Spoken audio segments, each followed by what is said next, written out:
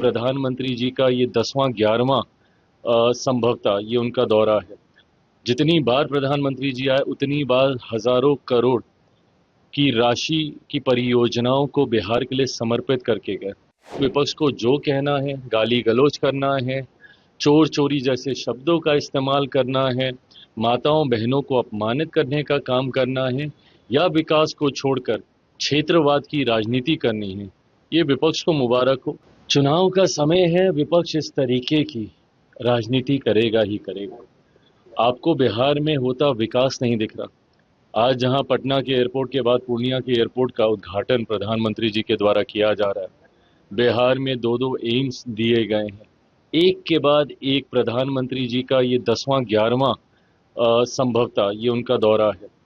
जितनी बार प्रधानमंत्री जी आए उतनी बार हजारों करोड़ की राशि की परियोजनाओं को बिहार के लिए समर्पित करके गए। और अब तो बात सिर्फ शिलान्यास तक नहीं है, उद्घाटन भी कई ऐसी परियोजनाओं का प्रधानमंत्री जी के द्वारा किया जा चुका है।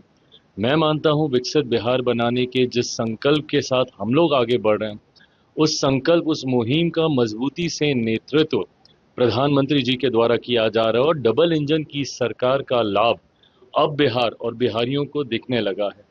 ऐसे में विपक्ष को जो कहना है, गाली गलौज करना है, चोर चोरी जैसे शब्दों का इस्तेमाल करना है, माताओं बहनों को अपमानित करने का काम करना है या विकास को छोड़कर क्षेत्रवाद की राजनीति करनी है, ये विपक्ष को मुबारक हो।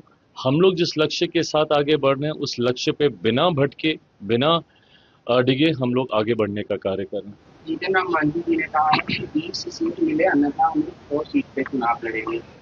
भैया उनकी पार्टी का अपना मामला है। चुनाव अभी नेगोशिएशंस का दौर अब शुरू होने वाला है, तो राजनीतिक दल अपनी पोजीशनिंग भी करते हैं। बट कल तक जो हमको नसीहत दे रहे थे, अगर आज वो ऐसी बातें करेंगे तो कहीं ना कहीं सवाल खड़े होते हैं। बट बहरहाल मुझे लगता है वो अपनी पार्टी के लिए जिस भी सोच के साथ आगे बढ़ रहे हैं उनको पता होगा कि क्या सही है।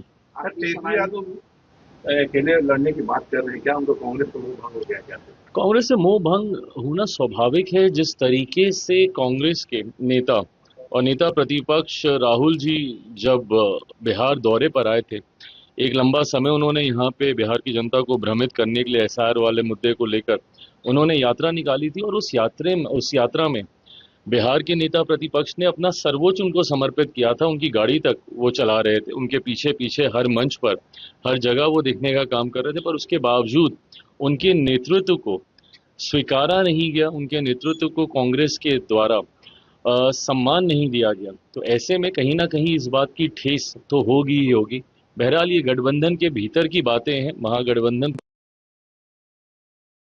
किसके साथ लड़ेंगे, नहीं लड़ेंगे, बट एक ऐसी पार्टी जिसका बिहार में कोई जनाधार नहीं बचा, कांग्रेस जैसी पार्टी, उसके पीछे अगर नेता प्रतिपक्ष बिहार के अगर ऐसे जाते हैं तो कहीं ना कहीं उनको, उनके कार्यकर्ताओं को इस बात की ठेस तो जरूर पहुंची होगी। संभवतः इस सोच के साथ उन्होंने ये बयान दिया होगा अकेले चुनाव लड़ने का।